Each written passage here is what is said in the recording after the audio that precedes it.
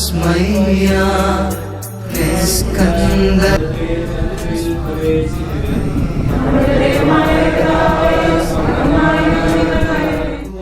രഹസ്യങ്ങളുടെ പരിഗണനത്തിനും ആരാധകരുടെ പ്രവേശനത്തിനും സർവശക്തനായ ദൈവത്തിന്റെ മഹത്വത്തിനുമായി ഈ ജൂബിലി പ്രവേശന കവാടം വേർതിരിക്കപ്പെടുകയും പവിത്രീകരിക്കപ്പെടുകയും ചെയ്യുന്നു.